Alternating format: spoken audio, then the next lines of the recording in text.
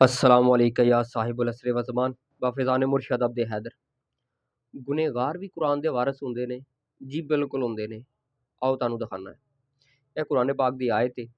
अरबी ਤੁਸੀਂ ਮੇਰੇ ਤੋਂ ਬਿਹਤਰ ਪੜ੍ਹ ਸਕਦੇ ਹੋ ਕਿਉਂਕਿ ਤੁਸੀਂ ਜ਼ਿਆਦਾ ਪੜ੍ਹੇ ਲਿਖੇ ਹੋ, ਕਿਉਂਕਿ ਤੁਹਾਨੂੰ ਤਰਜਮੇ ਦਾ ਤੇ ਮਤਲਬ ਦਾ ਤੇ ਖੈਰ ਬਹੁਤ ਸਾਰੇ ਲੋਕਾਂ ਨੂੰ ਪਤਾ ਹੀ ਨਹੀਂ।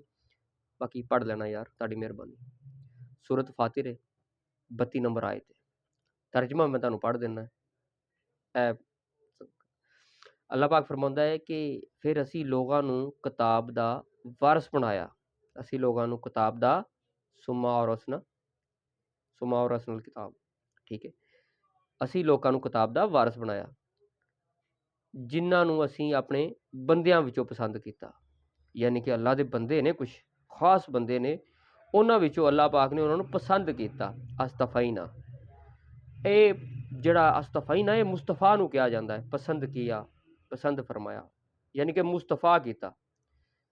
ਆਪਣੇ ਬੰਦਿਆਂ ਵਿੱਚੋਂ ਮੁਸਤਫਾ ਕੀਤਾ, ਅਸਤਫਾਈਨਾ, ਇਹ ਉਸ ਦਾ ਤਰਜਮਾ ਹੈ।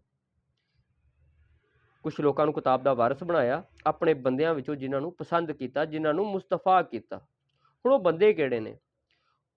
ਫਰਮਾਇਆ ਬਾਜ਼ ਬੰਦੇ ਆਪਣੀ ਜਾਨਾਂ ਦੇ ਉੱਤੇ ਜ਼ੁਲਮ ਕਰਨ ਵਾਲੇ ਨੇ। ਇਹ ਮੈਂ ਕੁਰਾਨ ਪਾਕ ਦਾ ਤਰਜਮਾ ਸੁਣਾ ਰਿਹਾ ਤੁਹਾਨੂੰ ਜੀ, ਇਸ ਆਇਤ ਦਾ।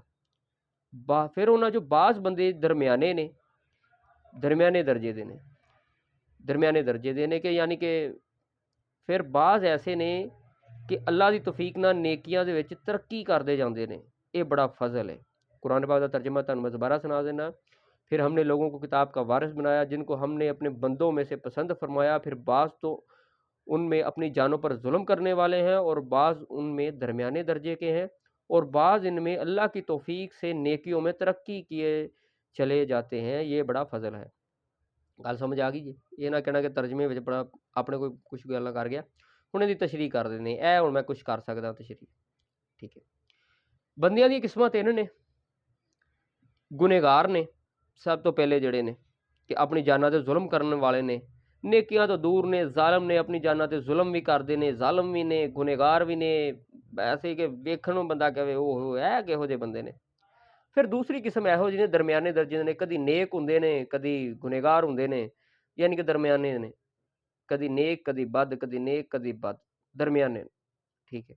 ਫਿਰ ਤੀਸਰੀ ਕੈਟਾਗਰੀ ਇਹੋ ਜਿਹੀ ਹੈ ਕਿ ਨੇਕੀਆਂ ਵਿੱਚੋਂ ਅੱਗੇ ਨਿਕਲਣ ਵਾਲੇ ਨੇ, ਯਾਨੀ ਕਿ ਟੋਪਰ, ਕੁਛ ਐਸੇ ਨੇ। ਪਰ ਇੱਕ ਗੱਲ ਦੱਸਾਂ, ਵੈਸੇ ਇਹ ਜਿਹੜੇ ਦਰਮਿਆਨੇ ਨੇ ਇਹ ਤੇ ਖੈਰ ਇਹ ਵੀ ਠੀਕ ਨੇ, ਪਰ ਇਹ ਜਿਹੜੇ ਬਿਲਕੁਲ ਗਏ ਗੁਜ਼ਰੇ ਨੇ ਨਾ, ਗੁਨਹਗਾਰ ਨੇ, ਇਹ ਅਸਤਫਾਈਨਾ ਯਾਨੀ ਮੁਸਤਫਾ ਵੀ ਨੇ ਤੇ ਕਿਤਾਬ ਦੇ ਵਾਰਿਸ ਵੀ ਨੇ ਜੀ।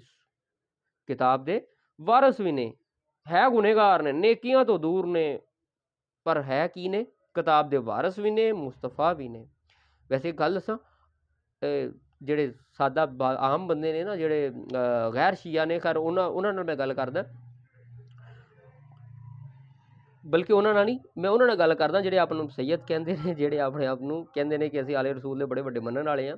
ਉਹਨਾਂ ਨੇ ਵੈਸੇ ਅੱਜ ਤੱਕ ਕੀ ਸੁਣਿਆ ਸੀ ਕਿ ਆਲੇ ਰਸੂਲ ਕੁਰਾਨ ਦੇ ਵਾਰਿਸ ਨੇ, ਆਲੇ ਮੁਹੰਮਦ ਕੁਰਾਨ ਦੇ ਵਾਰਿਸ ਨੇ, ਅਲੀ ਕੁਰਾਨ ਦੇ ਵਾਰਿਸ ਨੇ, ਮੁਹੰਮਦ ਸੱਲੱਲਾਹੁ ਅਲੈਹਿ ਵਸੱਲਮ ਕੁਰਾਨ ਦੇ ਵਾਰਿਸ ਨੇ। ਉਹਨਾਂ ਇਹੀ ਸੁਣਿਆ ਸੀ ਨਾ।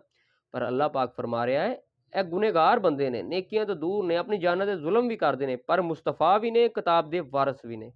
ਮੁਸਤਫਾ ਵੀ ਨੇ, ਕਿਤਾਬ ਦੇ ਵਾਰਿਸ ਵੀ ਨੇ ਜੀ। ਹੁਣ ਮੈਂ ਨਤੀਜਾ ਦੇਣ ਲੱਗਾ ਇਸ ਗੱਲ ਦਾ। ਹੁਣ ਤੁਸੀਂ ਕਿਸੇ ਨੂੰ ਵੇਖ ਕੇ ਇਹ ਨਾ ਕਿਹਾ ਜੇ ਇਹ ਤੇ ਹੈ ਹੀ ਕਾਫਰ, ਇਹ ਤੇ ਹੈ ਹੀ ਗੁਨਹਗਾਰ, ਇਹਨੂੰ ਤਾਂ ਕਦੀ ਨਮਾਜ਼ ਪੜ੍ਹਦਿਆਂ ਨਹੀਂ ਵੇਖਿਆ, ਇਹਨੂੰ ਤਾਂ ਕਦੀ ਰੋਜ਼ਾ ਰੱਖਦਿਆਂ ਨਹੀਂ ਵੇਖਿਆ, ਇਹਨੂੰ ਤਾਂ ਕਦੀ ਨੇਕੀ ਦੇ ਕੰਮ ਕਰਦਿਆਂ ਨਹੀਂ ਵੇਖਿਆ।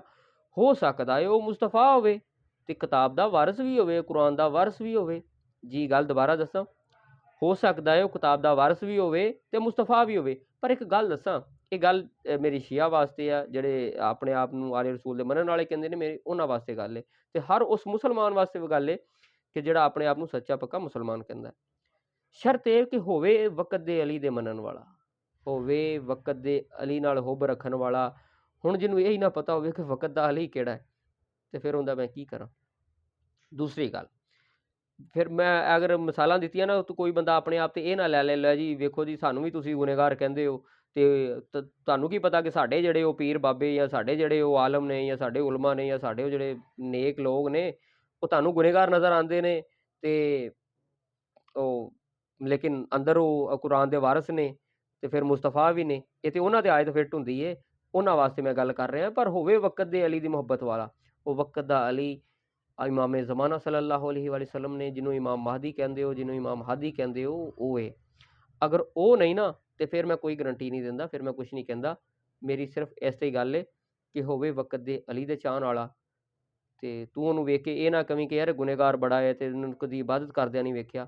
ਤੈਨੂੰ ਕੀ ਪਤਾ ਉਹ ਮੁਸਤਫਾ ਵੀ ਹੋਵੇ, ਕੁਰਾਨ ਦਾ ਵਾਰਸ ਵੀ ਹੋਵੇ। ਬਾਕੀ ਸ਼ੁਕਰੀਆ ਸਰਕਾਰ ਅਬਦੇ ਹੈਦਰ ਦਾ, ਕਿ ਜਿਨ੍ਹਾਂ ਨੇ ਸਾਨੂੰ ਬਹੁਤ ਕੁਛ ਅਤਾ ਫਰਮਾਇਆ, ਤੇ ਉਹਦੇ ਵਿੱਚੋਂ ਤਾਂ ਮੈਂ ਬਹੁਤ ਕੁਛ ਚੀਜ਼ਾਂ ਜਿਹੜੀਆਂ ਛੱਡ ਦਿੱਤੀਆਂ ਨੇ, ਉਹ ਵਿੱਚ ਸ਼ਾਰਟਕਟ ਕੀਤੀਆਂ ਨੇ, ਜਿਹੜੀਆਂ ਮੈਂ ਨਹੀਂ ਡਿਸਕਸ ਕੀਤੀਆਂ।